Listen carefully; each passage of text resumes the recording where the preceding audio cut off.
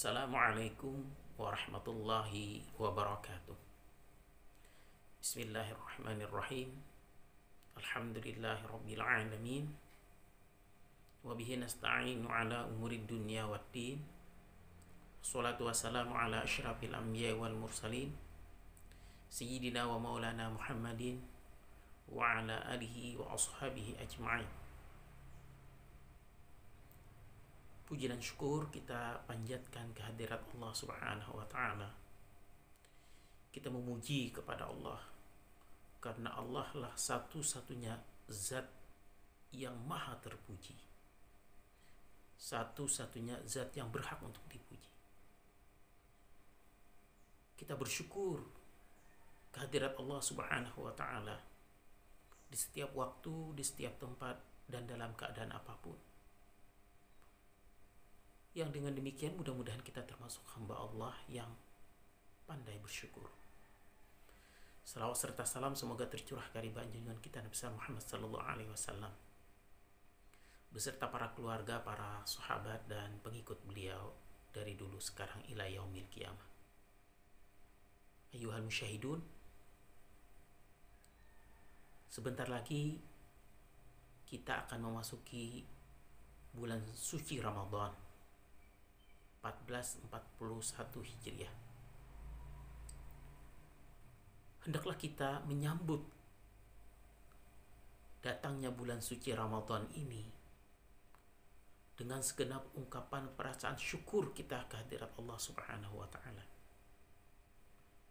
yang kemudian kita buktikan dengan meningkatkan amal ibadah kita,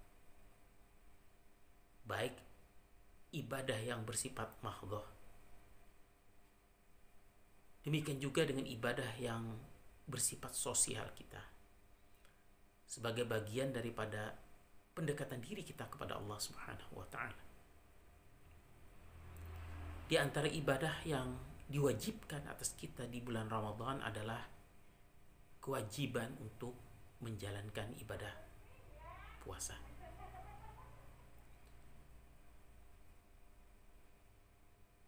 Ya ayyuhalladzina amanu kutiba alaikumusiyam kama kutiba alal ladzina min qablikum la'allakum tattaqun.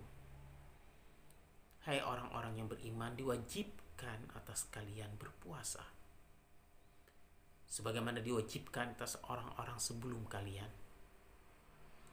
yang mudah-mudahan dengan amaliyah puasa yang kita kerjakan, kita termasuk atau digolongkan sebagai hamba Allah yang bertakwa. Puasa atau saum dari shoma yasumu memiliki pengertian al-imsak atau menahan. Maka puasa adalah bisa kita maknai menahan diri dari hal-hal yang membatalkan puasa kita. Makan, minum,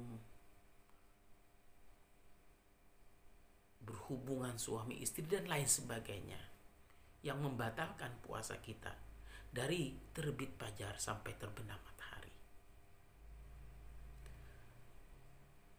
Kita juga diminta untuk menahan diri dari hal-hal yang membatalkan pahala puasa kita, yang mungkin pahala puasa kita bisa saja dianggap sah, lepas kewajiban kita, tetapi tidak mendapatkan apapun dari puasa tersebut. Yang perlu kita jaga atau kita pelihara itu adalah juga hal-hal yang membatalkan pahala puasa kita. Kita menjaga ucapan kita, menjaga pandangan mata kita, menjaga telinga kita, menjaga anggota tubuh kita dari perbuatan-perbuatan yang bisa menghilangkan pahala dari puasa yang kita jalankan. Menahan diri dari memandang hal-hal yang menimbulkan syahwat dari mata kita. Menahan telinga kita dari mendengarkan hal-hal yang tidak patut kita dengarkan dari orang ghibah yang membicarakan aib dan keburukan orang dan lain sebagainya. Mulut kita juga kita tahan dari berkata-kata yang dusta, mengumpat, bersumpah palsu.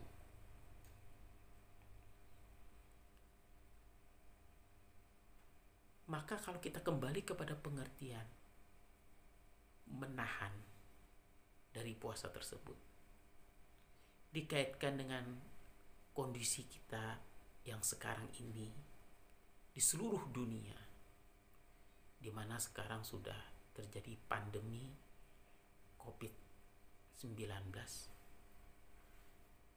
maka menahan diri ini patut kita juga maknai dengan pengertian yang lebih luas lagi, yang bersifat ibadah sosial. Selain menahan dari hal-hal yang membatalkan puasa, hal-hal yang membatalkan pahala puasa, tapi ada hal-hal yang perlu juga kita jaga, kita pelihara, karena terkait dengan ibadah sosial, bisa dikatakan sebagai bagian dari ibadah yang bersifat sosial. Ada edaran dan himbauan yang dikeluarkan oleh Majelis Ulama Indonesia Provinsi Kalimantan Selatan, kemudian juga kantor wilayah Kementerian Agama Provinsi Kalimantan Selatan, serta Dewan Masjid Indonesia Provinsi Kalimantan Selatan, di mana di antara himbauan-himbauan tersebut adalah untuk mengurangi kegiatan ibadah yang melibatkan orang banyak, yang kemudian rawan menimbulkan atau mengakibatkan penularan dari COVID-19 ini. Himbauan tersebut misalnya untuk tidak melaksanakan salat tarawih di masjid, langgar musala secara berjemaah dengan jumlah orang yang banyak, tetapi menganjurkan kita, tetap dianjurkan bagi kita untuk melaksanakan tarawih, tetapi dalam lingkup yang lebih kecil, yaitu di rumah. Ini patut kemudian juga untuk kita renungkan, kemudian kita jalani. Karena dalam riwayat juga Rasulullah SAW ketika beliau melaksanakan tarawih itu lebih banyak melaksanakannya di rumah daripada di masjid dengan orang yang jumlahnya banyak. Demikian juga himbauan untuk tidak melaksanakan buka puasa yang dihadiri oleh orang banyak yang sebagaimana rutin kita laksanakan. Kemudian juga peringatan nuzul Quran dalam bentuk tabligh akbar yang biasanya juga umum masyarakat kita laksanakan, atau kegiatan pesantren kilat yang tentunya melibatkan juga orang dengan jumlah yang banyak. Bahkan kemudian kalau kondisi seperti ini di tengah keprihatinan kita sampai nantinya memasuki akhir bulan Ramadan dan kemudian kita memasuki awal Syawal, maka nanti dikaitkan dengan Hari Raya Idul Fitri yang sudah umum bagi masyarakat kita untuk bersilaturahmi, mudik pulang kampung. Maka ini juga kalau kondisinya tetap seperti ini, kita dihimbau untuk tidak mudik. Kita dihimbau untuk silaturahmi secara online. Jadi kita tetap bisa bersilaturahmi, kita saling memaafkan, kita saling mendoakan, tetapi mungkin tidak berada dalam satu majelis. Ini juga patut menjadi pertimbangan kita. Dan pada saat seperti ini juga menahan dengan pengertian imsak tadi adalah bagi kita menahan untuk tidak ikut terlibat menyebarkan berita-berita yang palsu, berita bohong, hoax. Karena juga pengertian puasa, Al-Quran menyebutkan itu dalam surah Maryam ayat 26. di mana Allah Subhanahu wa taala berfirman menceritakan tentang Sayyidah Maryam, inni nazartu lirrahmani sauman falan ukallimal yauma insiya. Aku telah bernazar, berjanji kepada Allah yang Maha Rahman, yang Maha Pengasih, untuk berpuasa, tidak berbicara kepada manusia. Yang dimaksud tidak berbicara di sini adalah dibawa kepada kita sekarang, kita tidak membicarakan sesuatu yang tidak bermanfaat.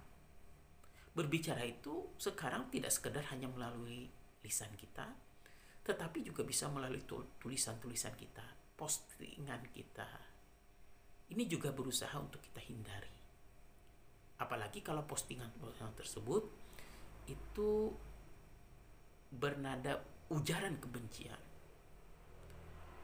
Di dalamnya ada informasi-informasi yang tidak bisa dipertanggungjawabkan.